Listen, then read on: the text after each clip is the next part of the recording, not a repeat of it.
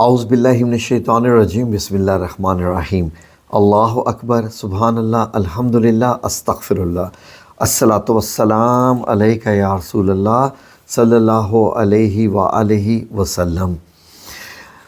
ناظرین، بہت سارے لوگ اس تلاش میں رہتے ہیں کہ اللہ رب العزت حاصل ہو جائے، لیکن اللہ کیسے حاصل ہوتا ہے؟ کیا اللہ رب العزت صرف نمازیں پڑھنے سے حاصل ہوتا ہے؟ یا اللہ رب العزت کی رضا کس چیز میں ہے؟ یا وظائف میں ہے؟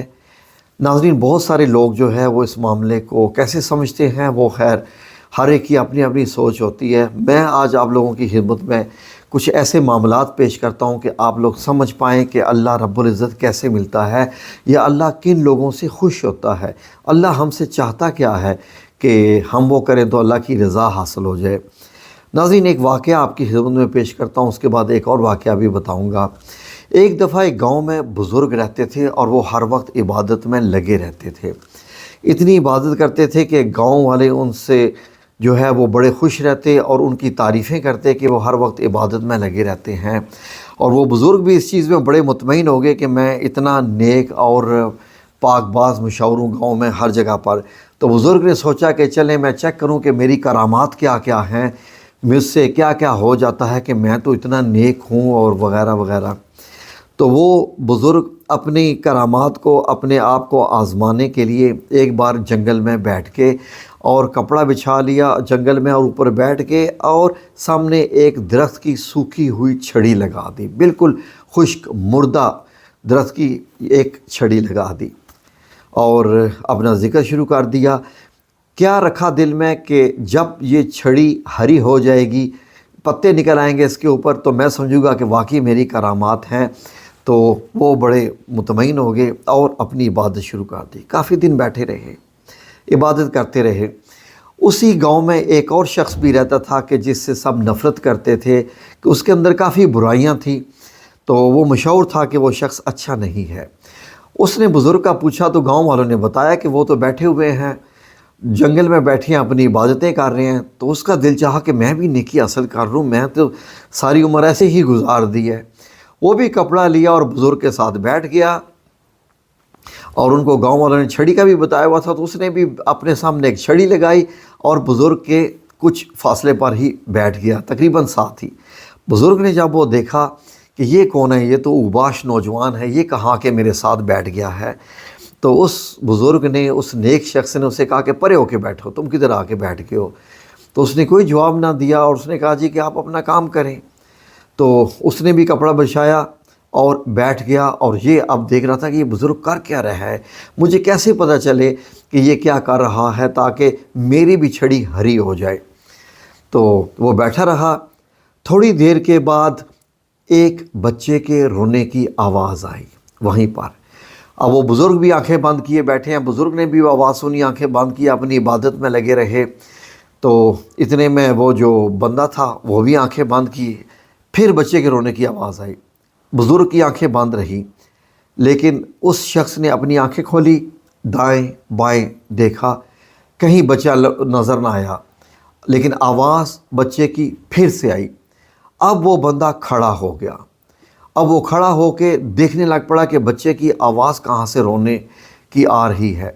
اب ناظرین، جیسے ہی وہ بندہ اپنی یعنی عبادت چھوڑ کر بچے کی تلاش میں نکلا کہ یہ بچہ رو کہاں رہا ہے، تو اس بزرگ نے دیکھا کہ اس بندے کی چھڑی جو سامنے تھی وہ ہری ہو گئی۔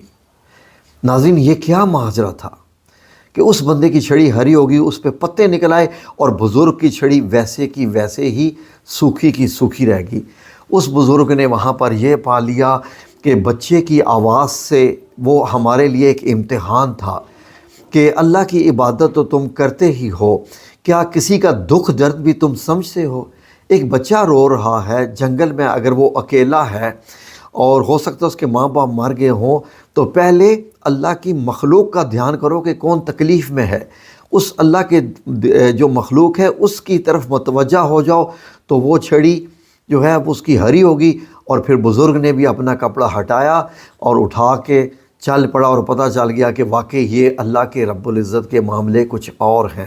پہلے اللہ تک پہنچنے کا راستہ اس کی مخلوق کا دکھ درد ہے، جو مسکینوں کو کھانا کھلاتے ہیں۔ سورہ الماعون میں دیکھ لیجئے اللہ رب العزت نے کیا فرمایا، جو مسکینوں کو کھانا کھلاتے ہیں۔ ایک اور واقعہ سن لیجئے ناظرین، اسی طریقے سے ایک اور شہر میں ایک بزرگ تھے اور وہ بڑے ہی نیک تھے، اور ان بزرگ کی کرامات لوگوں نے کیا دیکھی کہ وہ جہاں بھی جاتے بیٹھتے پہاڑ پہ دھوپ کے اندر ان کے اوپر ایک بادل کا سایہ رہتا تھا، اور وہ سایہ اس بات کی نشانی تھی کہ اللہ رب العزت کی رضا ہے اس بزرگ کو۔ تو وہ بڑے مطمئن خوش، اور لوگ ان سے بڑے بڑے معاملات کرواتے تھے اس بزرگ سے۔ تو اسی گاؤں میں ہی ایسے ہی پہلے قصے کی طرح ایک بدمعاش انسان تھا جس سے لوگ کافی تنگ تھے۔ تو اس نے جب دیکھا کہ وہ بندہ ہے، اس کے اوپر سایہ رہتا ہے، اتنی کرامات ہیں، میں نے تو زندگی ایسے ہی گزار دی، اس نے اس بزرگ سے کہا کہ پلیز مجھے بھی لے لیجئے اپنے ساتھ، تو میرے بھی جو ہے وہ کچھ دن پھر جائیں۔ تو بزرگ نے کہا تو کیا کرتا ہے، تو میرے ساتھ رہ کے میں اپنے آپ کو بھی تو مجھے بھی گندا کرے گا۔ بزرگ بیٹھے ہوئے پہاڑ کے اوپر عبادت کر رہے تھے اور بادل کا سایہ تھا۔ اب وہ بزرگ کے اوپر بادل کا سایہ اور وہ دھوپ میں بیٹھ گیا نوجوان۔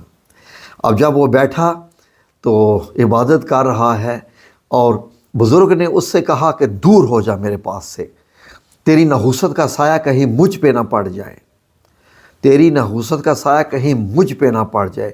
ناظرین یقین کریں کہ اس نے کہا کہ یہاں مجھے بیٹھے رہنے دیجئے، آپ کے ساتھ بیٹھوں گا تو مجھ پہ بھی اللہ کا فضل ہو جائے گا، اس طریقے سے نہ مجھے یہاں سے اٹھائے۔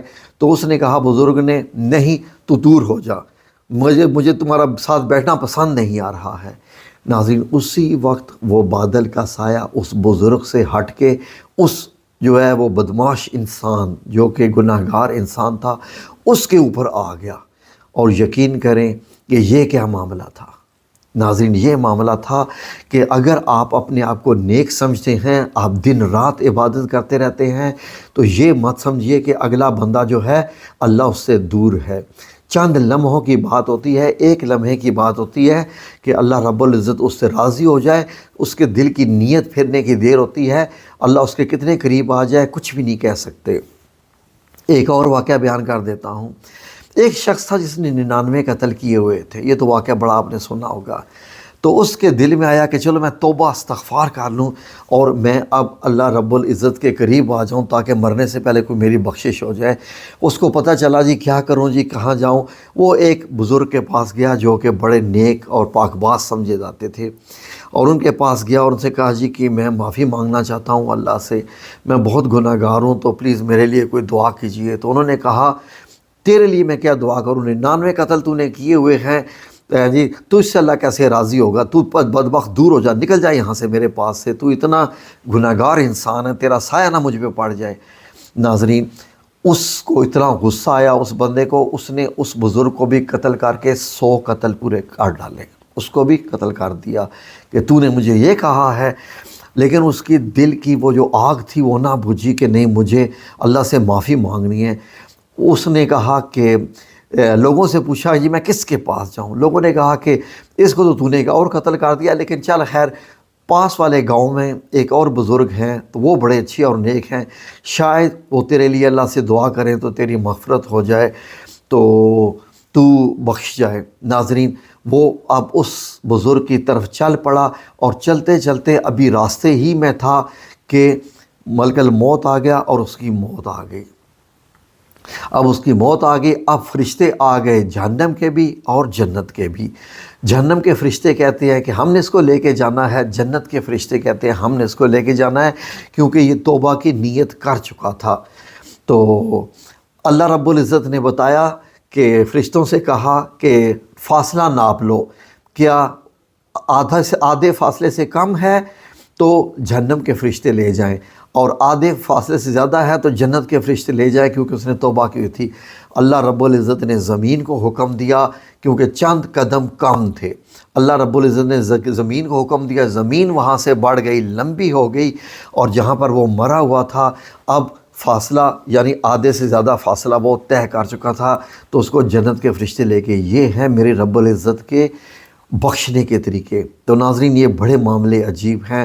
اسی لیے میں ہمیشہ کہتا ہوں کہ ایک جو ریڑھی والا بھی ہے، جو جوتا پالش کرنے والا ہے، جو لوگوں کے نالیاں صاف کر رہا ہے، جو گلیوں میں جھاڑو دے رہا ہے، آپ کو نہیں پتہ کہ اس کا اللہ کے ساتھ کیا معاملہ ہے، اس کی دعائیں اللہ زیادہ قبول کر رہا ہے یا اس بزرگ کی اللہ دعائیں قبول کر رہا ہے جو مسجد میں 24 گھنٹے بیٹھ کے قرآن پڑھ رہا ہے۔